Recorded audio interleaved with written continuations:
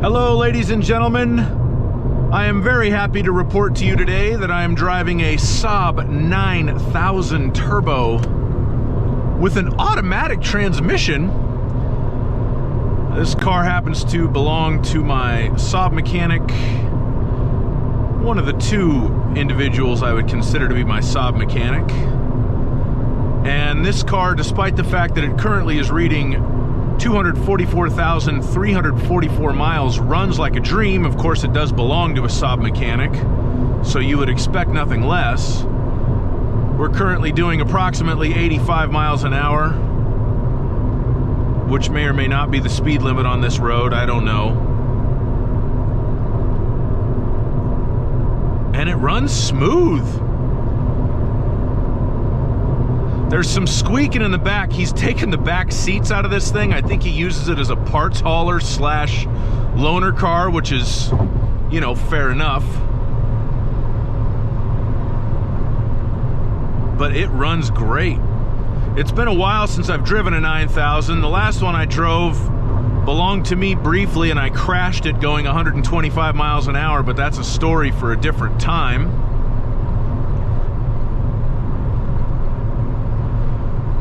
Coming up on a curve here. Handles it no problem.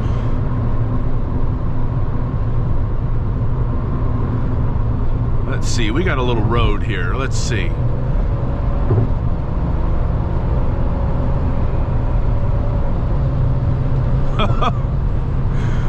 Well, it's got power, I can tell you that much. I'm not going to go nuts because it's not my car. But, man, the Saab 9000, if you go back, this is not an Aero. It has Aero seats, which are extremely comfortable. But if you go back to the mid-90s, I think an argument could be made that the Saab 9000 Aero was the finest car on sale in the United States, because for a vehicle of its size, it had, the Aero had the highest standard horsepower, the best fuel economy, and the Saab 9000s at the time, the statistic from the Insurance Institute for Highway Safety was you were least likely to die in an accident, like per 1,000 accidents in a Saab 9000. So as far as like deaths, they were the safest. And clearly it's not because they were slow. Man, Saab was so cool. A lot of Saab fans gripe and complain and say General Motors ruined them, and, you know, I'm not going to say that GM didn't ruin Saab, but what I will say is General Motors or no General Motors, I just don't think that Saab could have survived in modern times, unfortunately. The car business is way too competitive. The cost of developing new models is way too high. Even the 9000, they developed, what, Lancia, and what was the other company? Was it Fiat? One of the other Italian companies. They all developed the chassis for this together. Lancia sold it as the Tema, and it was the, I forget what the other, oh, it was the Alfa Romeo. Alfa Romeo had a version of it.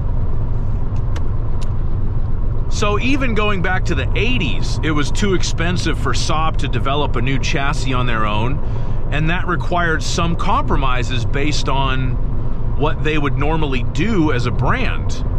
So, you know, it's very sad. And basically,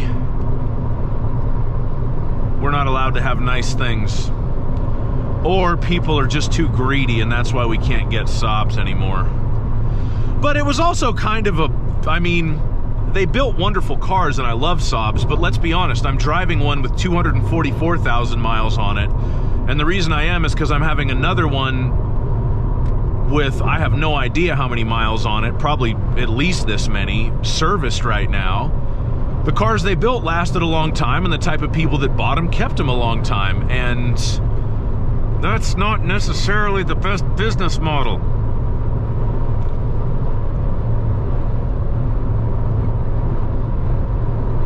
This thing drives a lot nicer than I would have expected.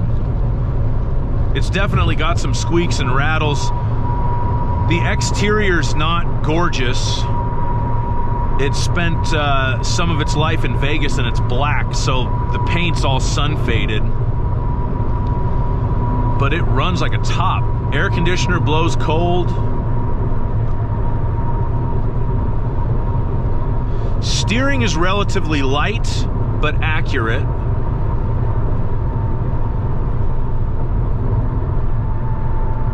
Very sensitive.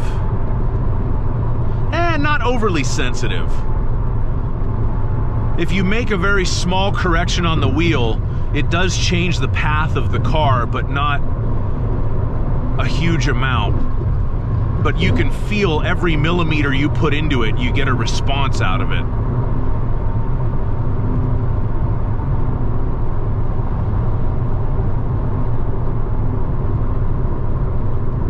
Oh man, and it just pulls like a freight train. Oh, you get the nice little whoosh when you let off the gas from the turbo.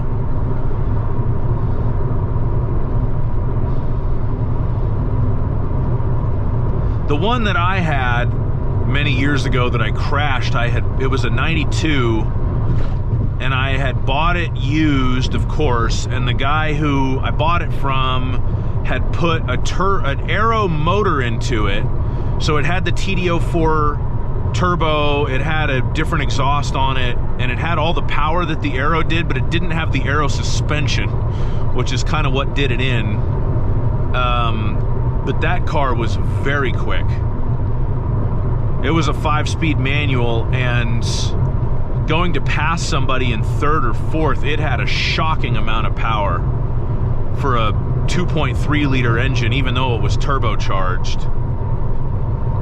This one's not that fast because it's an automatic, and I don't think it has the aero turbo, but it's still plenty quick. I mean, you could live in the fast lane all day long in this car.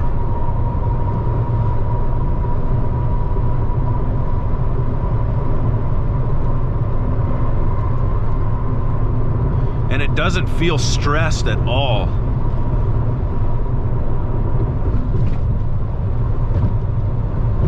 It's just happy. It's a happy car with its automatic transmission. Oh man, I wonder if it's the original transmission. I'll have to ask my guy if he knows if it's been replaced. If it is, it sure shifts smoothly.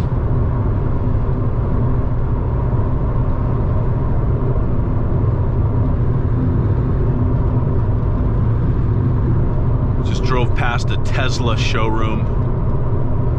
I saw some article the other day, somebody was trying to say that Saab was the Tesla of its time.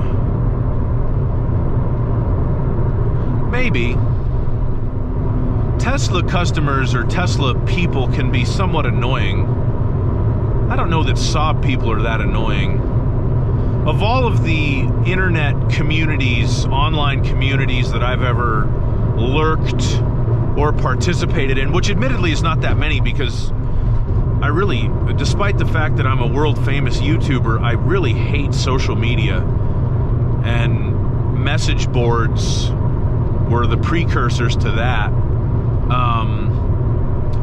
But Saab communities, specifically Saabnet.com, they, in my opinion, are some of the best as far as being helpful and not negative. I guess positive would be the proper word, not toxic. So many internet communities are just, ugh.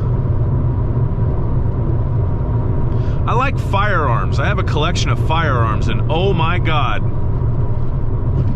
if you ever want to see the dregs of humanity, go read firearms message boards. Ugh. Makes me embarrassed. I have reached the point of the test drive video where I am just blathering on about nothing, so that might be a good cue to wrap it up. God, this is a nice car. I've always kind of wanted another 9000. I actually almost bought one that was like this. It was black, it was a turbo, and it had an automatic, but it was such a piece of crap. It just needed this was back when you could actually buy jacked up used cars really cheap, and the lady wanted $400 for it, and I still didn't buy it. And anybody who knows me knows that if I walked away from a Saab that was $400, it had to be fucked up, and it was.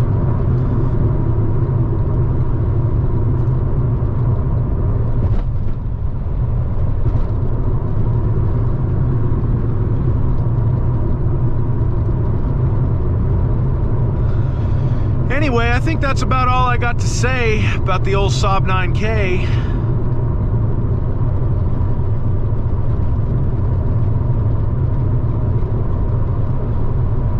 I miss Saab. I honestly don't believe they could exist anymore, and I think that's the world's fault, not their fault. And the fact that that's true makes me very sad. And I'll end on that horrible note. Thank you very much for watching. Bye-bye.